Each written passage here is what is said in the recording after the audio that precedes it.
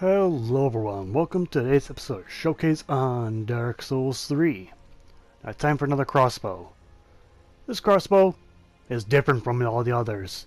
You know that fancy Russian jet with the wings are on backwards? It's like, what kind of drunk boy designed that, huh? Huh? No one knows? I don't even know the name of the jet, to be honest. Well, they kind of did this with the crossbow. Instead of putting the arch on forwards, they put it on backwards. Now, I believe it's pronounced Arbalest. This crossbow? Weird, I know. Yes, very weird. Anyhow, the description of this crossbow reads, the largest crossbow is suitably powerful for its size. Bowstring is made of metal. I guess it's twisted strands of metal? Whatever. Requiring great strength to fire. Then you have the skill is the boring tackle, which aligns the shoulder and a shoulder tackle pushing them down enemies to great distance, which only works on small enemies and shields. Oh well. What's interesting though is how it looks physically. Because as strange as this crossbow is, it exists in the real world. The real world equivalent is the Wallenbust. I believe I pronounced that right. It is German. So yes, the Wallenbust is pretty much a defensive siege weapon. So you'd be up in your giant castle walls, you'd be the peasants would be revolting, or maybe neighboring countries trying to invade your keep. You set up your crossbowmen, which this is mainly powerful for its extremely long range.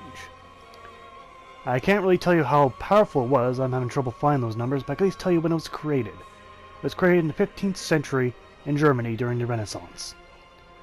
And yes, this thing was incredibly large compared to most other crossbows. So the larger and heavier they are, with more pull, the farther they go. That's the point of this weapon. We assume it hurt like hell if you got hit by it, and chances are you don't want to be hit by it. For the reason why it's shaped like this, I really can't say if it really creates more power flipping the arc backwards or not. I am not an expert on crossbows. Never will be. So it's different and interesting that it actually exists in the real world, however.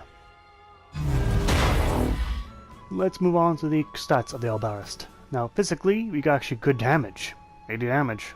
Pretty much close to 80. And that's a good leap across the light crossbow, which starts only around 60. It's pretty good. Pretty good. On the range, we got the maximum range, well, sub-maximum range for crossbows at 50. So same range as the heavy crossbow, which is a bit of a question mark given its historical importance. But whatever. For the trivia requirements, you need 18 strength and 8 dexterity. So yes, quite a bit of strength to wield this crossbow. Strength, quite much indeed. Then we have the special move, Tackle, which is not very special, it takes 7 FP, only works in small targets and shields again. And the weight of the weapon is 6.0. Ouch. This crossbow is heavy. Heavier than a lot of swords, actually.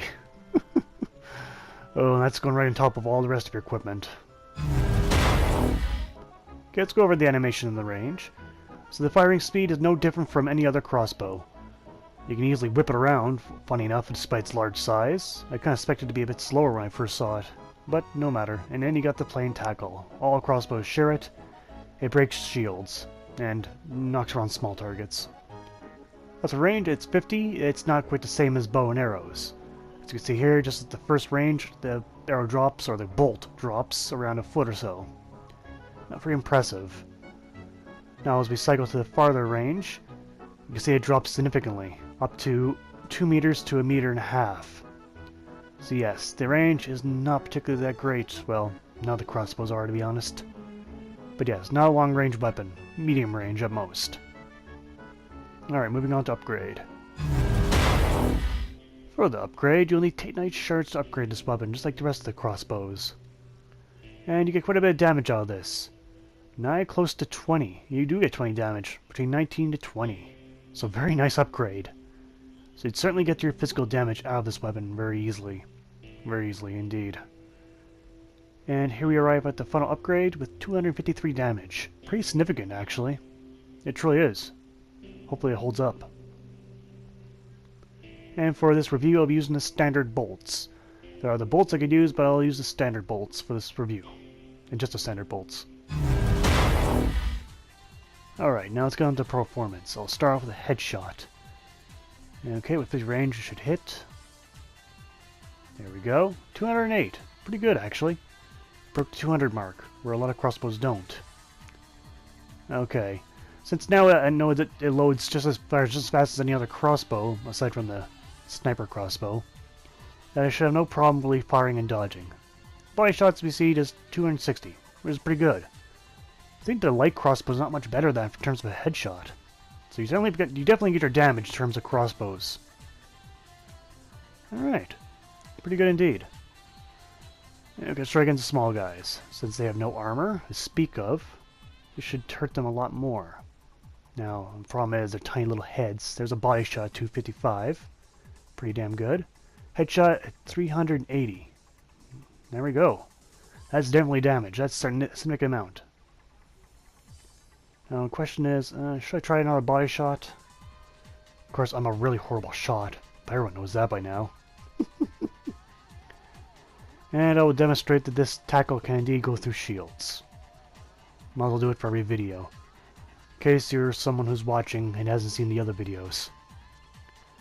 Now, as much as it's a bad idea to fight someone with a shield, it can still be done. The only problem is, you don't really have a good weapon after, you know, doing this part. You just fire your crossbow and run like a little bitch. Now, I'll speed this up a bit to get my point across, but using a crossbow to fight a Gorgal is just a very poor idea. The crossbow is not fast enough, it doesn't have the right DPS, and it's not powerful enough to fight a Gorgal. And including his top-of-the-line defense makes it very poor for most projectiles to be launched at him. Bow and arrows may get by, but not crossbows, but you can still break his shields as I demonstrated here. And then we're on to the Black Knight. For him, since all crossbows normally fire at the same rate, it's more about the damage output. Other than the sniper crossbow. That one fired slower, which made it a huge problem to use. But not really a problem for any other crossbow from what I noticed. There's one that might cause a problem, but this is the average speed. So as long as you're swift and nimble, you won't really have too much trouble. As you can see, I can pretty much dance around this guy. He will eventually hit me. Right there. And again. And now I seem like a very, very egotistical prick with nothing to show. All name of a joke. Anyhow, it's acceptable, because this again is supposed to be used in your offhand. And when used in your offhand, it's meant to apply damage that, you know, you want to get that little bit of safe damage in between you and your enemy. Just to soften them up. This crossbow easily does that. But moving on. Let's go to the pros and cons of the Arbalest. I'm not sure if I'm pronouncing that right, but I don't really care anymore.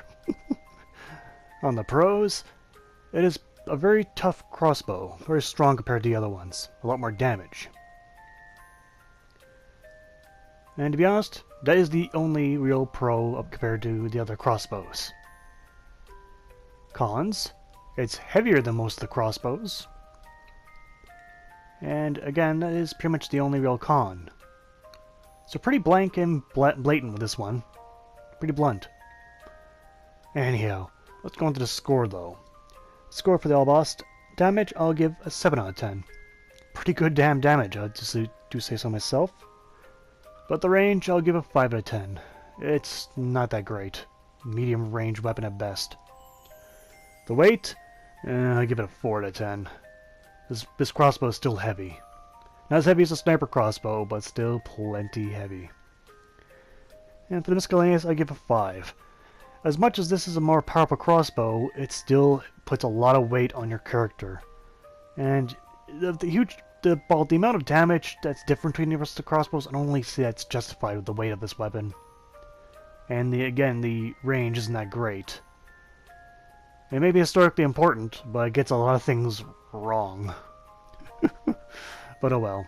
In total, I give the Arbalest crossbow 21 out of 40, which is good. Which is only good. So pretty neat in the end. It's a reliable crossbow, but still too heavy for probably a lot of people's taste. They'll probably take the heavy crossbow over all of it, because heavy crossbow has close enough to the damage, and it's lighter, and has the same range. But no matter, maybe the next two crossbows will have a different opinion in the end. But that's been Showcase for today. I'd like to thank you all for watching, and see you guys next time. Take care out there.